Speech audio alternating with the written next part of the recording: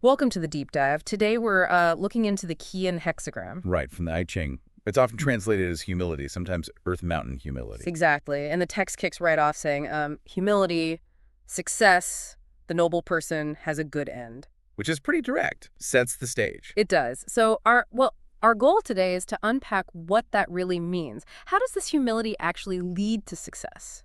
Yeah, and what's really fascinating about Qian, I think, is that it shows humility not just as, being quiet or passive. It's presented more as an active principle, something that genuinely works in the world. Yeah. How that groundedness translates to results. Okay, right.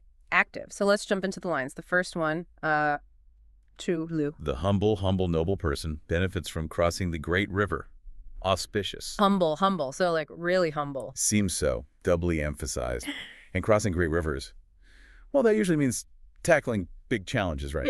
Difficult tasks. So profound humility isn't weakness. It's actually what lets you navigate these huge obstacles successfully. That's the idea.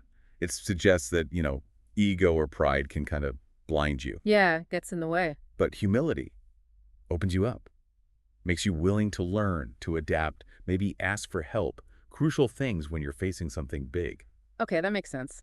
Then the second line, Laura, talks about Runklen, resonating humility. Or humility that's heard or recognized. Resonating humility, steadfastness brings good fortune. So it's like when your humility is real, people feel it. It resonates. Kind of like that, yeah. It's not just internal. Others perceive it. And that recognition plus sticking to your principles, steadfastness, that's what brings the good fortune. Exactly. Think of it as quiet competence, maybe. When you act with genuine humility, it builds trust. Right, builds goodwill. And that naturally leads to good things as long as you stay consistent. As long as you're steadfast and true. Moving on to the third line, Stor, Jingsan. The hardworking and humble noble person will have a good end. Auspicious. Yuaman. Humility with merit or effort. You've achieved something. Put in the work. Okay. So this is about staying humble even after you've, accomplished things. Precisely. It's maybe easy to be humble when you haven't done much yet. Sure, yeah. But keeping that humility after success, that's the challenge. And this line says that's key for a good final outcome. Lasting success. So it's about avoiding that arrogance trap. Definitely. It's a reminder that success isn't just the win, it's maintaining that perspective. Staying grounded continuously. Interesting. Okay, fourth line. Wuxi.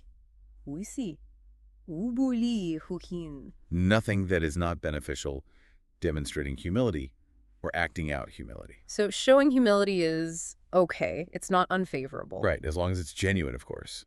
The word hu implies like spreading it out, putting it into action. It's not about faking it then. It's a natural expression. That seems to be the point. When it's real, others sense that authenticity. There's no real downside to acting from that place. Okay, now the fifth line, Uyitu hi wa, and this one feels a bit different. Not being rich, use neighbors. Advantageous to undertake invasions and attacks.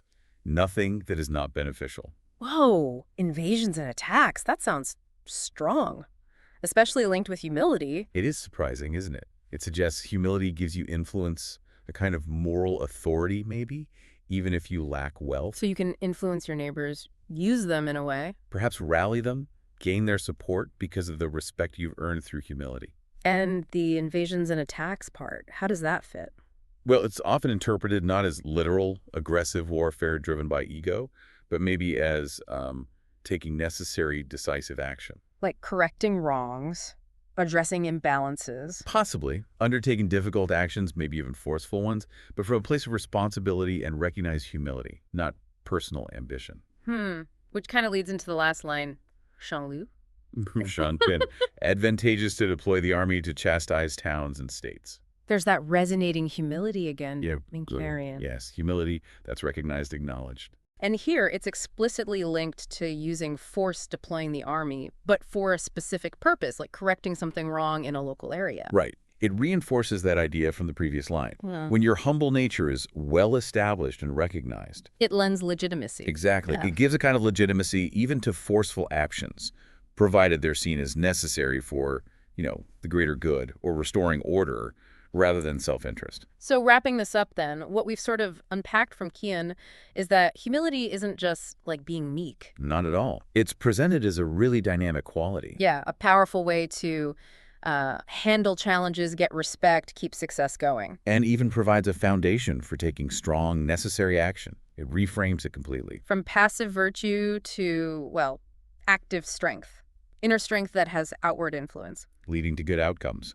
That good end mentioned right at the start. So the final thought for you listening might be, if you consciously tried to cultivate this kind of genuine humility described here, how might that actually shift things? Yeah, how could it change your approach, personally or, professionally? Definitely something to think about.